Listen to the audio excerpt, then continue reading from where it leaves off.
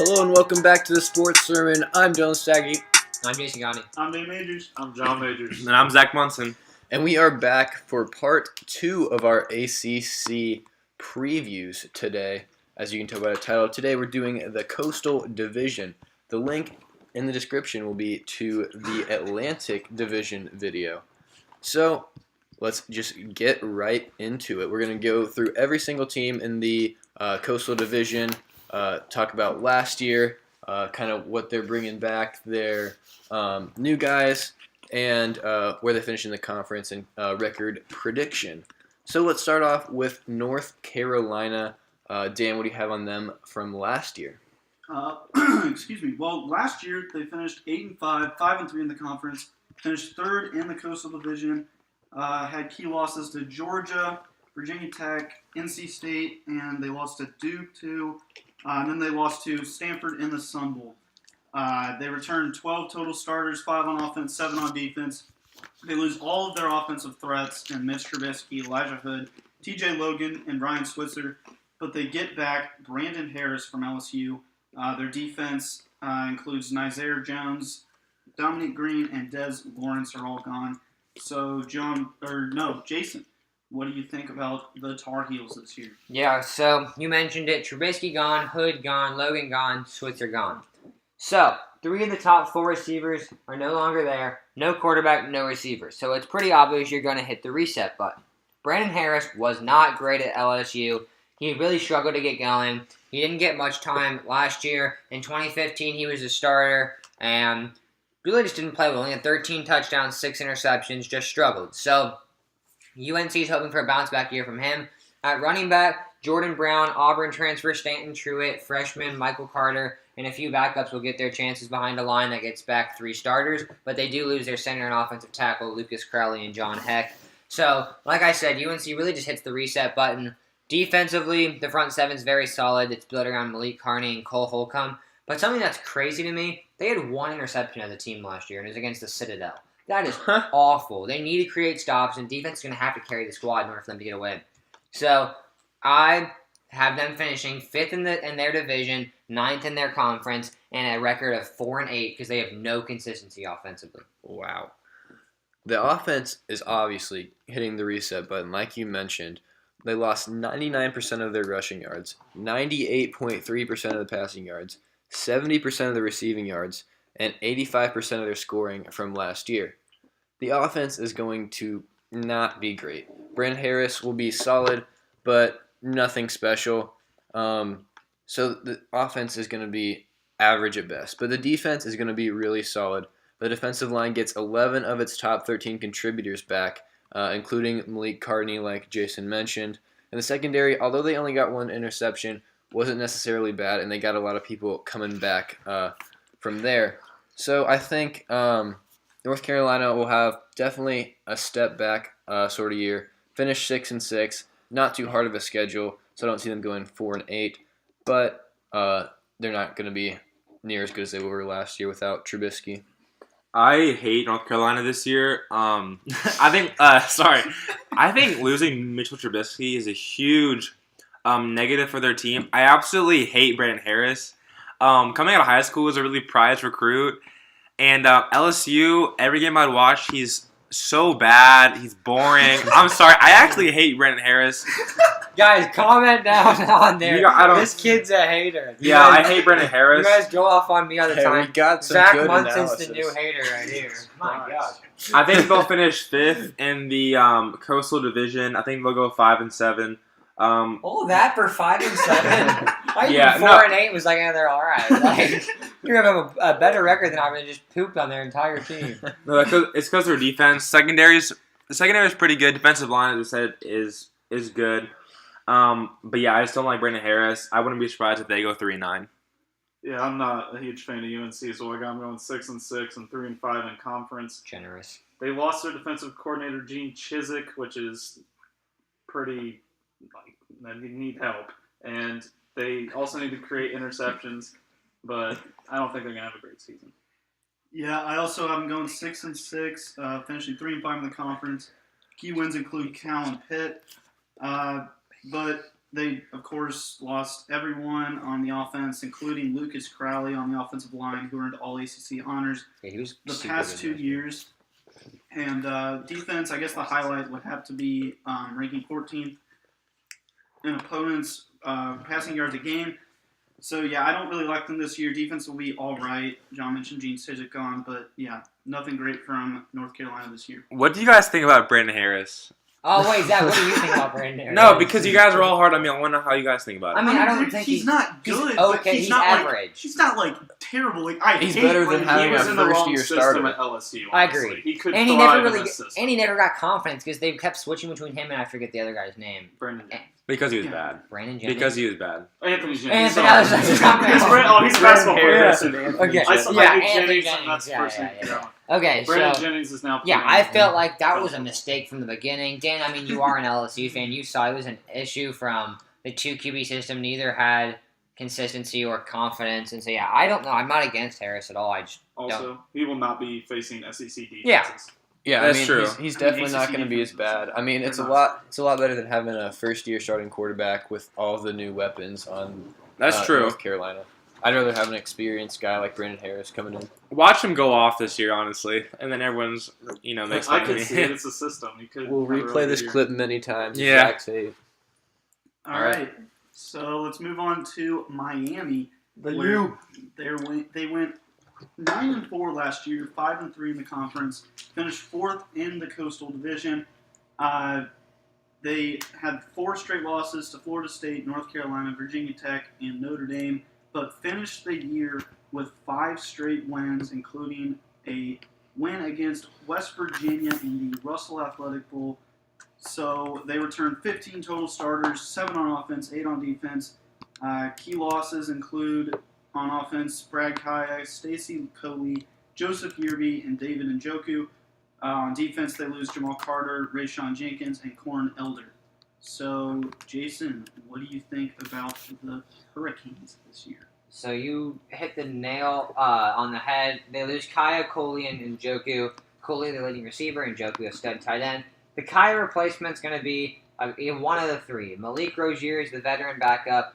Evan Sharifs is the big passer. And Cozy Perry is the superstar recruit. So between those 3, they're all going to get their chances. It's just a matter of who outplays the other one. At the running back position, they get Mark Walton back, who led the group to average 4.5 yards per carry. He averaged over 5 yards per carry. So Walton's back. So I love the Miami offense, assuming they can get some consistency at the offensive quarterback spot. Defensively, 10 of the 11 top playmakers return. Their entire front 7 is back, and their run D finished 20th in the nation. And I forget their defensive coordinator's name. I don't know off the top of my head, but he was really big on throwing freshmen in there last year to develop. And now that young talent is ready to step up in the secondary, who only lost 3 guys. Yeah, freshman linebacker trio last year. Exactly, yeah. So they were very big on the youth, and now it's going to really pay off. I have them going 9-3, finishing 4th in the conference, 1st in the division. And some interesting stat I saw, they've never been to the ACC title game in 13 years. And they've only been in the ACC for 13 years. They've never been there. I think this is their year, though. I really like Miami this year. I think the only 2 questions on the team are the quarterback position and the secondary. Besides that, Malik Rozier, he'll be a dual-threat quarterback that could start this year for Miami. At the running back, Mark Walton rushed for over 1,000 yards last year, and Amon Richardson broke Michael Irvin's program record for most receiving yards as a freshman. Wow. With 934 yards last year. Like Jason said, the entire front 7 is coming back. The secondary still needs a little bit of help, but will definitely be better next year. But I really like Miami. I think they're 1st in the Coastal Division and finished 10-2 this year. Yeah, I also like Miami this year. I think they'll also finish 1st in the Coastal Division. I think they go 9-3, just like Jason had them going. Obviously, their success will depend on if Malik Rozier stands up. They have a great running back. All ACC stud running back in Mark Walton. They have the talent. They have a good linebacking corps. I think Mark Richt will lead them to the ACC championship game, which I think they'll lose to Florida State. So they'll finish 9-4 in my books. But yeah, I think they're only going to get stronger and stronger under Mark Richt. I like this Miami team. 10-2, 7-1 in conference. They will play for the ACC championship game, but fall to Florida State. I like Mark Walton, and Mark Richt has really had a good recruiting class coming in. He's doing well in recruiting right now, so that could help him. The only knock I have on them is their non-conference schedule. Bethune-Cookman, Arkansas State, and Toledo. That's not something that these college football playoff committee people want to see. Yeah, I agree with that. Like, I also like Miami this year. Mark Walton, of course, returning. But one guy to look at is Amon Richards. He'll be a key this year in their receiving. They also bring back 4 full-time starters on the line. Defense should be pretty solid, ranking in the top 20 in a lot of defensive stat categories last year. So I have them finishing first in the division, going 10-3, losing to Florida State early, Notre Dame, and then Florida State again in the ACC championship. I don't even have them being a top 25 team because their schedule's that bad. Potential New Year's Six, I think, but Clemson would get in before them if they were at like 10-2. So let's move on to Virginia Tech. They finished 10-4 last year, went 6-2 in the conference, and they won the Coastal Division. So they had losses to Tennessee, Syracuse, Georgia Tech, and Clemson, and then they went on to the Belk Bowl to beat Arkansas. Were they the ones that had the guy that like stole something from Belk and they were playing in the Belk Bowl? I think it was Virginia Tech. They had a player that stole like Belk stuff from the store the day before the Might have Belk been Bowl. Arkansas. Was it Arkansas? Yeah, that was Arkansas. Okay, I just remember that story. You said the Belk Bowl. I was like, They stole from Belk. yeah, like that's your bowl you're playing. Then they had a gift And you get card. free to- stuff. Yeah, you had a gift card to buy whatever you want. Yeah. You still stole something. All right, well, they also returned 12 total starters, 5 on offense, 7 on defense. Key losses on offense include Gerard Evans. That's huge. He was their leading rusher and had over 3,500 yards passing. They also lose their leading receiver in Isaiah Ford and Bucky Hodges. Defense, they lose Chuck Clark, Woody Barron, and sack leader Ken Ekanem. So, Jason, what do you think about Virginia Tech this year? You talk about Gerard Evans. He never should have left. He was not ready to go to the NFL. Did not get drafted now. But if he would have came back, Virginia Tech, I would have had them over Miami. Yeah. Gerard Evans was such a good QB. They made the wrong decision, in my opinion. But also gone are all-star targets, Isaiah Ford and Bucky Hodges, who combined for over 1,700 yards and 14 scores. The running backs weren't used much last year, but are going to need to be in order to take the pressure off the new QB. Trevon McMillan's the lead back. And there's going to be a battle for the QB spot. There's no clear-cut winner yet. And so it's going to come down to these last few weeks before the season gets going of who's going to be the starter. So that'll be an interesting battle to watch. Defensively, this is the bread and butter of Virginia Tech. 8 starters returned from a team that finished 18th in the nation. Andrew Motuapuaka and Tremaine Edwards are going to lead the rushing defense. And the secondary consists of Brandon Faction, Adonis Alexander, Greg Stroman, and Terrell Edmonds of safety. All NFL talent. They're going to have to take the pressure off the offense. But I am a fan of Virginia Tech. Their defense is going to be unbelievable. I am finishing 2nd in the division behind Miami and 5th in the conference, just below the big 3 in the Atlantic, and then Miami, and then them. So I think they finish with a record of similar to NC State. I have them at 9-3 also. Or sorry, I'm 8-4 also, but they beat them in the tiebreaker, which puts them ahead. 8-4. Wow. I mean, Virginia Tech just has a super easy schedule this year. They should win every game besides Clemson, Miami. I could see one more upset in there. I don't love Virginia Tech, especially with Gerard Evans gone, but in this weak Coastal Division, weak schedule, I see them finishing with 9 or 10 wins and 2nd in the conference, like Jason said. I think Dylan hit it right on the nose. They have a terrible schedule. As he said, only Clemson and Miami should beat them, and they could get upset once or twice. I have them going 9-3. Obviously, I like Gerard Evans. I think, like Jason, he made a wrong decision to leave. Their quarterback situation will be iffy, but they have a great defense, which is 2nd behind Florida State. For Virginia Tech, I've got them going 8-4, 5-3 in conference. You guys pretty much said everything you need to know about Virginia Tech, but I believe they'll start out the year with a loss to West Virginia. West Virginia is going to be a tough opponent to start out the season. I think Virginia Tech will not be very good. Also, of course, Gerard Evans gone. Isaiah Ford will also be greatly missed. Cam Phillips and Trevon McMillan will have to step up. Also, Ricky Walker and Javon Hill will have to step up on the line after a fall-off year from them. I have them finishing third in the division, and they go 8-4, 5-3 in the conference. Losses include West Virginia, Clemson, Miami, and Georgia Tech. Like you guys said, very easy schedule. I think they could do even worse, but they I missed it. What'd you say? What's their record? 8-4. Okay. I think they could get upset a couple times is a too. good recruiter. So He just let's move on to the Duke Blue Devils. Last That's year, good. going 4-8, 1-7 in the conference, and finished sixth in the division. Of course, had the big win over Notre Dame last year, maybe one of the best wins in their program's history. That's a lot against a 4-8 Notre Dame team. That's a lot. Still, but Yeah, I know. still I'm just saying. amazing Yeah. at the time. Yeah, right. They returned 14 total starters, 7 on offense, 7 on defense. Key losses on offense: Anthony Nash, Jalen Duncan, and Tanner Stone. Defense: DeAndre Singleton, Corbin McCarthy, Breon Borders, and AJ Wolf. So, Jason, what do you think about the Blue Devils this year? Their offense is very average. Daniel Jones is the man at QB after Thomas Sirk transferred. At running back, Sean Wilson is solid but not explosive and can't carry the team. And then 3 of the 4 top receivers are back, including TJ Rahming. So the line needs to help establish a running game on the offensive end. Defensively, 6 starters return, but the top guys are gone. Only 1 starter back from the from the defensive line. Sorry. And they lost the 2 biggest playmakers in the secondary. Joe Giles and Ben Humphreys are a solid 1-2 punch at linebacker, but they need to generate more of a pass rush to help the secondary because opponents average close to 9 yards per pass play.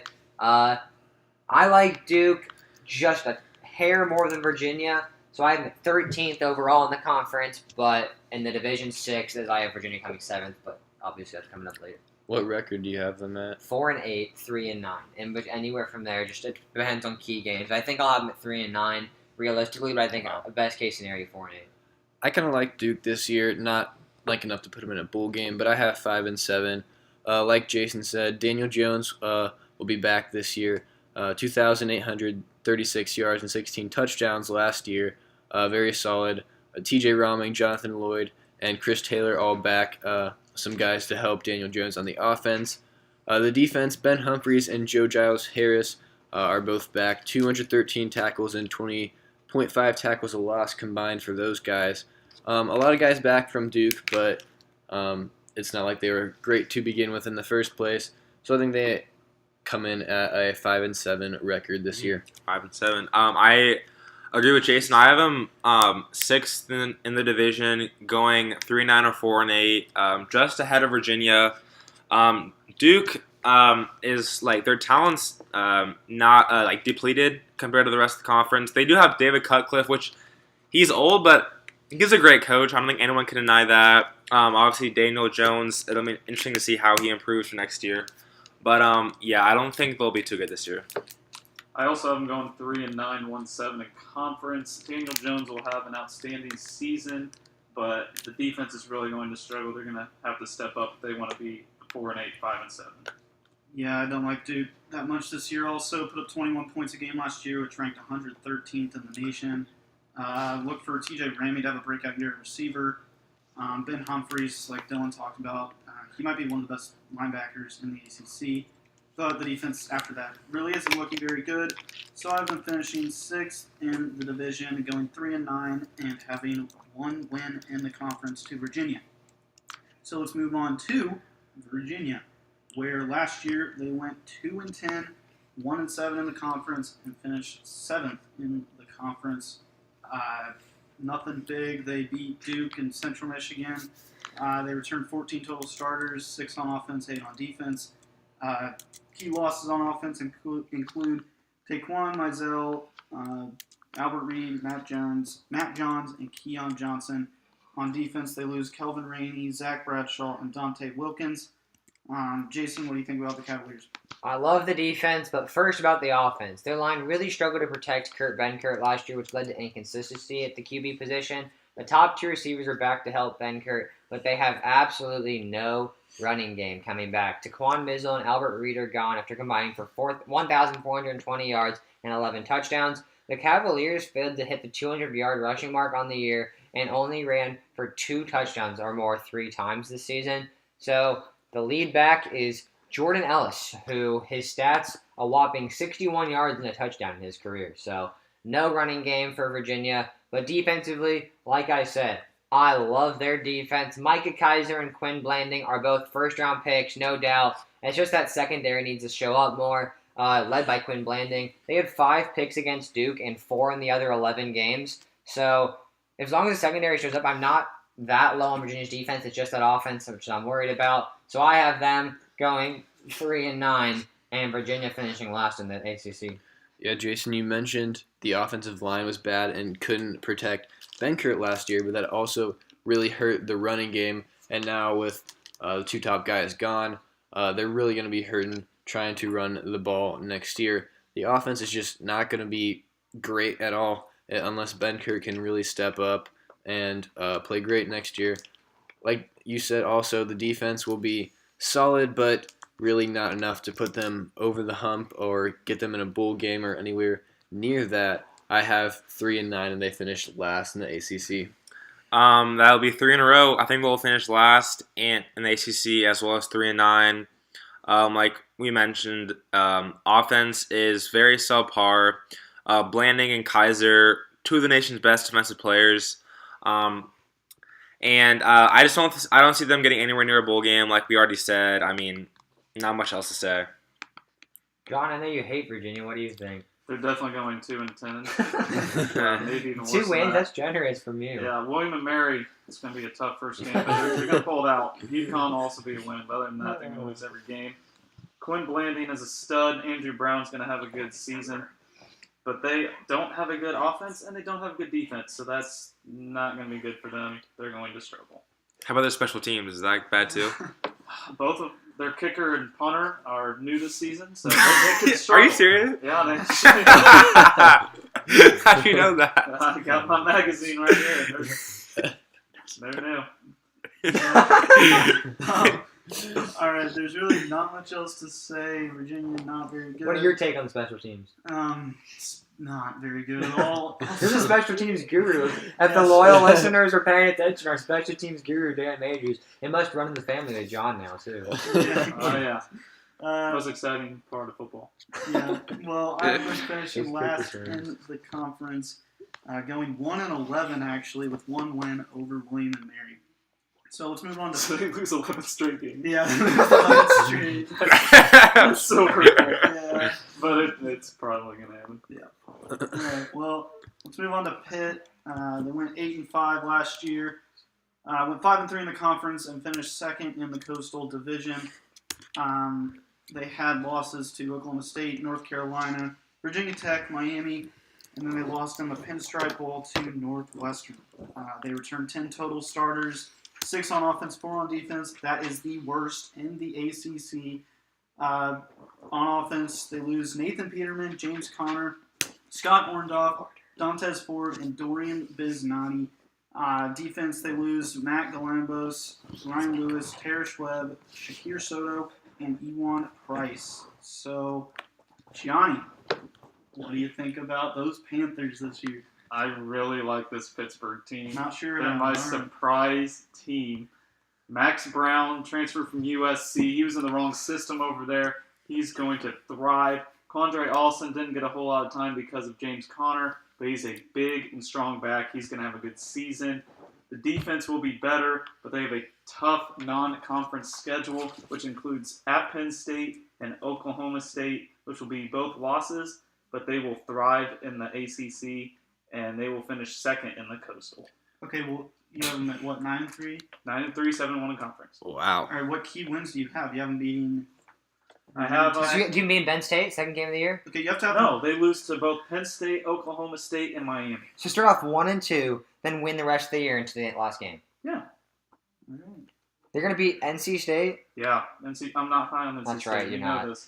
Duke, Virginia, UNC, at Virginia Tech. At Virginia Tech's a tough game. Yeah. They're declining this year, so Tough Okay, well, game. Pitt returns 10 guys. I think in order to get to yeah, 9-3, that's fantastic that they bring back 10 guys, but they're 10 good guys that are going to help them, All right. and No. they get Max Brown.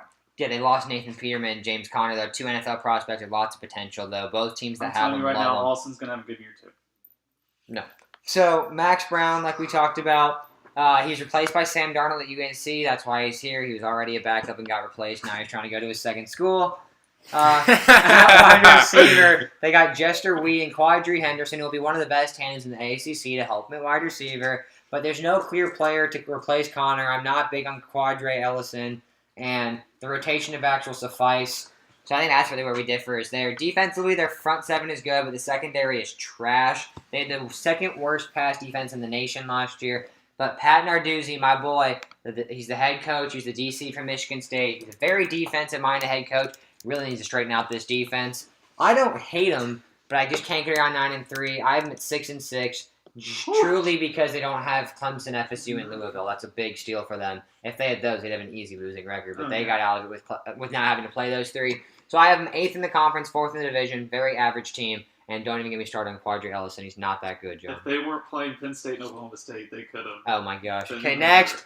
We're Oh not my doing that. God. No, next. No, We'll see. I mean, I agree with Jason in the 6-6. I think those two non-conference games, Penn State and Oklahoma State, are just really gonna hurt their record. Maybe turn it from an 8-4 to a 6-6, like I think they will. Quadri Henderson, like we mentioned, great. Defense gonna be average, but I don't see anything special in Pittsburgh. 6-6 for me. Yeah, I also got him at 6-6. Definitely an average team, I think. Max Brown replacing at quarterback will be interesting. It could be a boom or bust. Obviously, he has talent, but got replaced at USC. I think Pat Narduzzi could be on the hot seat if they have another average year. I think honestly, he could have a hot seat, but could lose his job. Sorry, but I mean, if they have a year that John's had, I think he's fine. 6-6. Third in the division. I feel like we're all pretty even, and they're going to be average, but then there's just John with the outlier. Yeah. I'll agree with John on one thing. I think Quadri Ellison will replace Connor just fine, as he ran for over 1,100 yards in 2015 while Connor was out. Exactly. But the defense just looks awful. They ranked 106 in points allowed last year. 5 new starters in the front seven. They don't look good there. I think they finish 4th in the division and go 6-6, 4-4 in the conference, and lose to Penn State, North Carolina, Virginia Tech, Miami, Oklahoma State, and NC State. So let's move on to Georgia Tech. As last year they went 9-4, 4-4 in the conference, and finished 5th in the division. Losses included 3 straight to Clemson, Miami, and Pitt. Lost also to North Carolina, but had a good win over Virginia Tech, and then beat Kentucky in the Tax Slayer Bowl. They returned 16 total starters, 8 on offense, 8 on defense. Offense, they lose Justin Thomas, their quarterback, Marcus Marshall, and Freddie Burden. On defense, they lose P.J. Davis, Patrick Gamble, and Rod Rook Chungan. So, Love that name. Jason, what do you think about the Yellow Jackets? 4 of the top 5 running backs are back. Marcus Marshall transferred, as you said. Matthew Jordan looks to be the QB starter, but got hurt last year. The offense needs to generate first downs. When Tech went 11-3 in 2014, they was 7th in the nation in first downs and controlled the ball for over 34 minutes a game. But when the offense struggled last year when it came to first downs, finishing 111th in the nation and holding the ball for just over 30 minutes. So time of possession and first downs are big for this Georgia Tech offense. Defensively, the pass rush is very weak as Keshun Freeman's the only returner out of the front 4, but the entire secondary returns, including the backups. So I like this Georgia Tech team. I have them at 7-5 just due to too much uncertainty at key positions, but I have them just under NC State and finishing 7th in the conference, but 3rd in the division. Yeah, I like Georgia Tech this year, but no, I also have a 7-5 record for them. Matthew Jordan going to come in and be the starter. Still going to go with a triple option. A lot of their guys back for that. The defense, it's going to be average still, but I think their offense will be good enough to bring them to a 7-5 record. Yeah, I also have it. Georgia Tech at 7-5. The triple option, baby. They're a really fun team to watch. Kind of an annoying team to play for the opposite team. The running backs will be pretty good, but their receivers and their defense left to improve. if they want to be relevant. But yeah, I got them at 7-5, and they're definitely exciting team to watch. I have the Yellow Jackets going 6-6 and 4-5. I believe that the triple option is going to help them out a little bit, but they could be on the brink of going 7-5 throughout the season. Offense will be good. Defense will struggle a little bit, but they should be all right. I kind of like the Yellow Jackets this year. Offense looks pretty good, losing only 3 starters. Offensive line and running back should be the key, but if they can find a solid quarterback in either Matthew Jordan or Taquan Marshall, then that will get them over the hump. Defense, they've never been great, but turnovers have always been the key to getting their clock-dominating offense back. Didn't you like to used to like Georgia Tech when you were younger? I like the basketball team. That's what I thought. Yeah, I was gonna say Yellow Jacket fan. Yeah. So I have them I have them finishing second in the division, 8-4 in the conference, and 5-3. 8-4 overall, 5-3 in the conference. Losses include Pitt, Miami, Clemson, and Georgia. Key wins over Virginia Tech and Tennessee. So, let's move on to the surprise team. Jason, who do you have? I like Virginia Tech as my surprise team. I think they figured out without a quarterback, and their defense really carries the load. Yeah, I also like Virginia Tech. I had them at a 10-2, 9-3 record, whichever one you want this year. But also, I think another team that could be solid this year and surprise some people is Duke. I think they have a lot of pieces returning, a lot of guys back, and I have them at 5-7. Nothing special, but I think if they could pull out another game and maybe sneak into a bowl game, that'd definitely be solid for the Duke program. Once again, I also have Virginia Tech, just because not many great teams in the Coastal Division, but look out for Pittsburgh as they do get Sam Brown, and look out for him to be a difference maker. I have Pittsburgh. We talked all about them. I believe Pittsburgh will have a really good season. All right. I'll go with Georgia Tech. They finished 9-4 last year, so they're really not a surprise team for going 8-4 for me, but they beat Virginia Tech and Tennessee, and they have a lot of guys returning. I think they'll wear a lot of teams down. So let's move on to the disappointing team. Jason, who do you got there? My disappointing team, it's really not that disappointing. I thought Zach's really going to talk more about it. I have a feeling I went UNC, but I don't hate their quarterback or anything, so I'm going to let Zach talk about UNC if that's your disappointing team. Oh, right now? Yeah. Oh, okay. Yeah, they're also my disappointing team. I'm not a believer in Brandon Harris at all, and the most important position on the field is the quarterback. I know he won't be playing against the best defenses like in the SEC, but I don't believe in him at all, and I think he'll lead them to a disappointing season. For me, it's got to be Virginia for my disappointing season. A great defense, a couple of NFL prospects, but I don't think they're going to get it done though. I feel like no one's expecting them to do anything. I feel like it's not that Yeah, disappointing. I agree with Virginia. Yeah, that's. I don't know. I mean, a defense with a couple NFL prospects. Yeah, Kaiser and Blanding are going to be Yeah, phenomenal. but I mean, they've had a losing Don't forget record about the Brown. past 6 Who? years. So. Andrew Brown. He's not as good as Kaiser or Blanding. He is not in the Out of high conversation. school, he was a stud. Well, yeah, but it's great. He's not in high school anymore. My disappointing team's also UNC. Mitchell Trubisky gone. They had high hopes. Now everyone left. They're going to go 6-6, and it's going to be a disappointing season.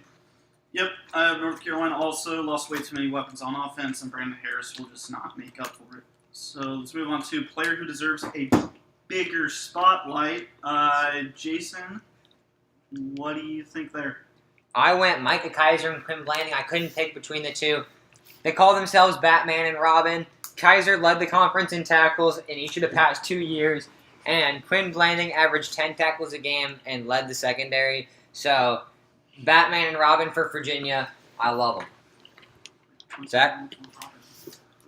I have Ben Humphreys, linebacker at Duke. Also, another name could be Quadre Henderson. See how he does at Pitt, replacing James Conner. What do you got, John? Yeah. Oh, I've got Max Brown. I think he's going to have a great season. Not a lot of people are talking about him, but in a new system, he's going to have a good year. No, he's not. All right. Well, I have Mark Walton, running back at Miami, put up over Ooh, 11 damn. yards rushing and 14 touchdowns last year. He's getting known for Uh, these pushbacks. He had one of the best running backs in the ACC, or he is one of the best running backs in the ACC, and he'll be the key to their offense this year. Jason, who do you think is the coach on the hot seat? My favorite coach in the ACC, but he's on the hot seat, Pat Narduzzi out of Pittsburgh. They're going to struggle again. He's a defensive-minded coach. Their defense has been less than stellar. He's gone after this year. I don't think he's gone, but I also have Pat Narduzzi. I think he What? gets one more year after this, but I don't love Pitt finishing with 6 or 7 wins this year. And not even close to 9, am I right? Not 9, but 6 or 7. Once again, that's 3 in a row. I also have Pat Narduzzi. I kind of talked about it earlier. I think he does get one more year. I think a lot of it depends on Max Brown. So Pat Narduzzi's money is in Max Brown's hands. Maybe the coolest name in the ACC as a coach, Bronco Mendenhall. He'll be gone. Once again, this will be his second year next year, though. Again, they don't really care. They'll fire him. That's what happens. You're not a fan of the longevity of coaches? I mean, that's how it is in college football now. All right. I'll say Larry Fedora. I mean, he's not really on a hot seat, but I think he could be. He's been there 6 years and has only had 1 year of over 8 wins. So let's move on to best pro prospect. Jason, what do you think about that? I went Micah Kaiser. He led the league and was 3rd in the nation, 134 stops, and led the conference in tackles in each of the past 2 years. So I love Micah Kaiser. I'm gonna keep riding that train. Quinn Blanding and Micah Kaiser. I love that Virginia defense. Yeah, Jason took the words right out of my mouth. Kaiser, 134 tackles last year. He was fantastic. Virginia's got a good one back this year. And despite how bad Virginia is, Kaiser's great, and he'll be great in the NFL. I also had Micah Kaiser. Not much to say about him. But, John, let me guess you have Max Brown. No, he's not even close to a good pro prospect. I have Quinn Blanding, actually. He's going to be a late first-round pick. All right. I'll talk about somebody different here with Tremaine Edmonds, linebacker of Virginia Tech. Had 106 tackles this past year, along with 14 tackles for loss. No one knows who that is, Dan. All All of right, us are like, great. who? Well, that's great, Jason. But his athleticism will take him to the next level. All right. What round pick? I don't know. You think he's a first rounder? I haven't looked at that. Over Kaiser and Blanding? Look, I just want to talk I about have Quinn somebody Blanding's different. number, by the way, so that out there. But All right. yeah. Oh wow. All right. Anyway, that'll sum up the ACC Coastal Division. It sounds like we all have Miami being at the top of the division, except for that one guy that likes Pitt.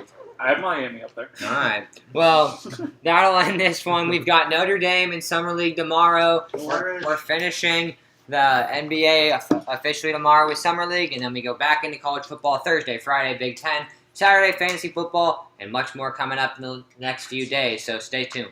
Yeah, thank you guys for listening. If you liked this video, make sure to hit a like on the like button. And if you want to see the rest of our college football coverage, Notre Dame tomorrow, every other league, we'll be going over. Make sure to hit that subscribe button. And if you want to find out every time we post a new video or a new article on our website, follow us on Twitter. The link is in the description for that. Thank you guys for listening, and we will see you tomorrow with Notre Dame.